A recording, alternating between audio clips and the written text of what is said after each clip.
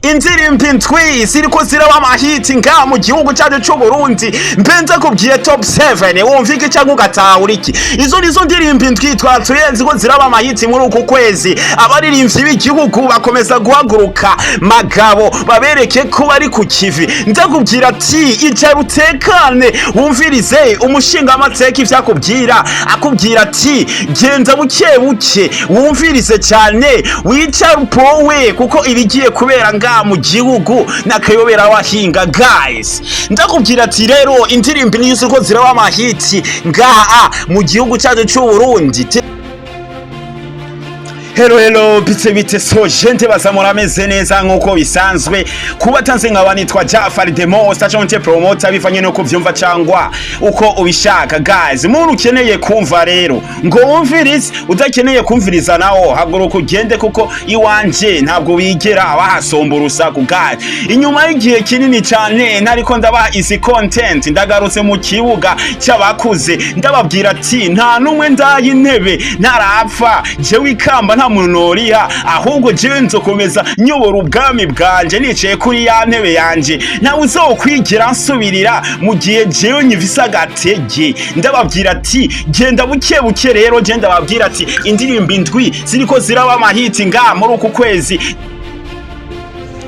Ku mwanya w'indwi turasanga indirimbo yitwa vyogenza gute y'umuririmbyi yitwa Melanin Boy cyangwa umwitwe Gusto umwana w'isezerano. Nzakubwira ati ino ndirimbo niyiza ku mwanya w'indwi nga mu gihugu cy'u Burundi iriko iravugisha abantu benshi cyane. Iyo ndirimbo ikabaje ku mwanya w'indwi mu ndirimbo twatoye mu uku kwezi ziriko ziraba amahiti. Iyo ndirimbo ikaba imaze igihe gitoya cyane guys. Ndakubwira ati icara utekereze wumvirize cyane ukoresha ubwenge wumvirize ibigiye kuvugirwa nga mu ndirimbo ziriko ziraba amahiti nga mu gihugu cyacu cy'u Burundi.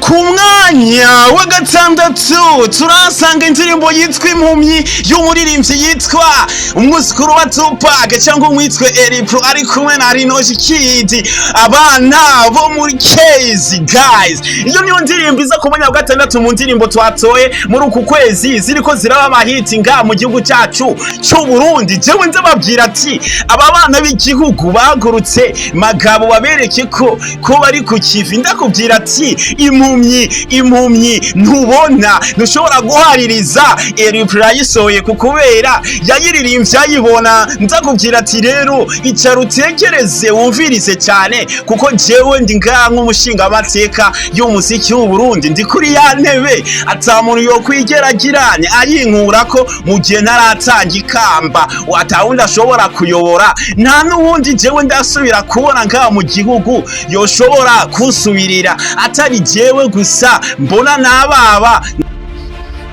Ku mwanya wa gatanu turasanga indirimbo yitwa Go y'umuririmbyi yitwa Japhali. Indirimbo imeze neza cyane ikubise views 152. Nzakubwira ati abana b'igihugu bahagurutse magabo babereke ko bari ku kivi guys.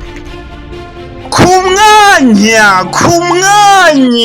wa kane turasanga indirimbo yitwa mashine y'umusaza yitwa Satura Mabafe n'ababuye cyangwa umwitwe Bizimana Abubakare ruseruka rukamvye ndugwe kizgenza mu muziki w'u Burundi. Ikaba ifise iyo ndirimbo yitwa mashine ikaba ifise views zingana n'ibihumbi 458. Ndakubwira ati iyi song muri East Africa ikomeje kunyiganza benshi. Ndakubwira ati icara utekereze wumvirize cyane ivy'umushinga amateka Domonster ariko arakubwira guys. Nta wundi azokwigera twari kamba ryanje ngihari imeze neza nkomeye magaze bwuma na uzokwigera anyaka intebe. Ku ku mwanya wa gatatu turasanga indirimbo yitwa shima mana mana warakoze ivyo wakoze vyose ndabigushimira. Guys, iyo niyo ndirimbo ikiraza ku mwanya wa gatatu ngaha mu gihugu cyacu c'u Burundi y'umuririmbyi yitwa Fernando cyangwa umwitwe Mr. Aye. Guys, ndakubwira ati iyo ndirimbo ikaba ifise views 580 mu kwezi kumwe. Iyo niyo ndirimbo iza ku mwanya wa gatatu ngaha mu gihugu cyacu c'u Burundi, ikaba ari indirimbo igira gatatu mu ndirimbo indwi zabaye amahiti muri uku kwezi. Guys, urumva ko ino ndirimbo nayo nyine yatoranijwe. Umwana akubwira ati shima mana mana wakoze ivyo wakoze, jewe ndabigushimira cyane, zokwama nzagushimira. Iyo niyo ndirimbo y'umuririmbyi akomeye cyane ngaha mu gihugu cyacu c'u Burundi yitwa Fernando cyangwa umwitwe Mr. Aye, akubwira ati shima mana. Iyo niyo ndirimbo iza ku mwanya wa gatatu ngaha mu gihugu cyacu. Ku mwanya wa kabiri turasanga indirimbo yitwa Hozana y'umuririmbyi yitwa Akimu, umwana w'ibubanza ku Muzinda. Ababwira ati Hozana, akaririmbo k'urukundo. Iyo niyo ndirimbo iza ku mwanya wa kabiri ngaha mu gihugu cyacu c'u Burundi yitwa Hozana, iza ku mwanya wa kabiri mu ndirimbo indwi twatowe zabaye amahiti ngaha mu gihugu cyacu c'u Burundi muri uku kwezi.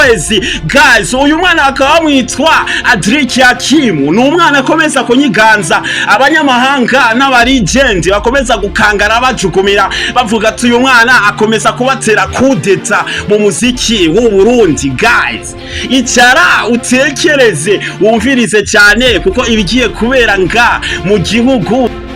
Ku mwanya wa mbere turasanga indirimbo yitwa Deep y'umuririmbyi yitwa zabaye, museruka rukambye ndugwe kisgenza mu muziki, ari kumwe na Rinoji, akongera akaba ari kumwe n'umuririmbyi yitwa Kiriku Akiri, umwe kidoma cyo kwa Ntare. Umwana aguma kubwira ati aha ni hehe, aha ndi ni hehe, ahongeze ni wahashikanye kandi nushobora kugira kumuhaririza. Kiriku Akiri, ikidoma cyo kwa Ntare. Umwana akubwira ati genza buke buke kuko ahantu haranyerera. Indirimbo yo yitwa Deep iza ku mwanya wa mbere mu gihugu cyacu c'u Burundi, ifise umuriyoni w'amaviews mu kwezi kumwe. Ibi bintu bishobora bake, ibi bintu si vya bose, ndibaza namwe murabizi. Ino ndirimbo rero yitwa Deep iza ku mwanya wa mbere y'umuririmbyi yitwa zabaye, akaba ari kumwe na Rinoji. Hamarero guys, mukomeze mufollowinga, mukora subscribe, musharinga n'abandi kugira ibikorwa bikomeze kugenda fresh cyane cyane. Ukomeze mugira subscribe ku buryo ibiganiro bishasha byose bikomeze kubashikirira ku gihe.